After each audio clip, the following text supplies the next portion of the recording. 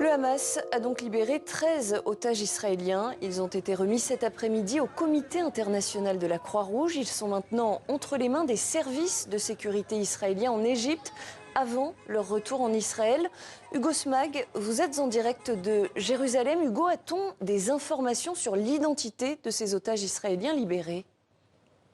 Oui, eh bien, tout d'abord, ce sont 24 otages au total qui ont été libérés, 13 Israéliens, comme vous l'avez dit, mais également 10 travailleurs thaïlandais et un travailleur philippin, selon le Qatar. Ils ont également été pris en otage le 7 octobre, mais ne font pas partie de cet échange des 50 otages avec Israël.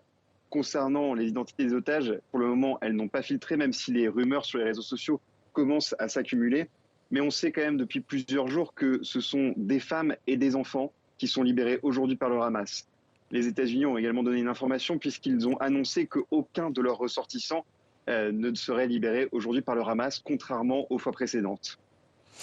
Alors Hugo, ces otages, ils ont dans un premier temps été remis au CICR. Ils sont maintenant entre les mains des services de sécurité israéliens. C'est ce qui était prévu, hein. Oui, c'est ça, c'est ce qui était prévu dans l'accord avec Israël.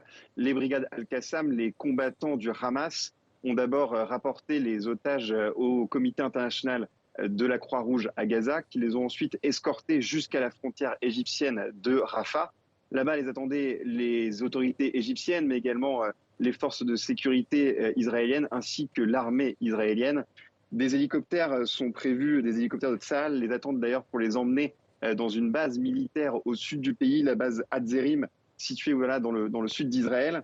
Nous n'avons pas encore la confirmation, par exemple, de l'arrivée sur le sol israélien de ces otages. Ce que l'on sait en revanche, c'est qu'ils devraient retrouver normalement, pour certains, leur famille dans cette base militaire, qui ne les ont pas vus du coup depuis 49 jours maintenant. Et très concrètement, Hugo, comment sont-ils pris en charge sur le plan à la fois médical et psychologique ? Eh bien, d'abord, il y a une prise en charge médicale dans les hélicoptères. Donc, ce sont 4 hélicoptères avec à leur bord à chaque fois une assistance médicale au cas où. Ensuite, une fois arrivés sur la base militaire, il y aura une vérification médicale de leur état de santé pour pouvoir séparer justement ces otages en 2 catégories. Ceux qui ont besoin, par exemple, d'une aide médicale d'urgence seront envoyés directement à l'hôpital Soroka à Beersheva et les autres seront répartis, eux, dans 5 autres hôpitaux de la région.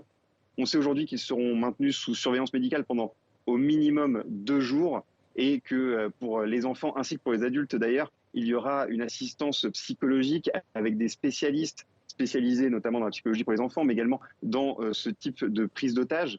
On a également connaissance du fait qu'il va y avoir très rapidement des interrogatoires de sécurité qui vont avoir lieu, d'abord pour les adultes et ensuite pour les enfants, pour qui on prend un peu plus de sécurité. Merci beaucoup, Hugo Smag, en direct de Jérusalem.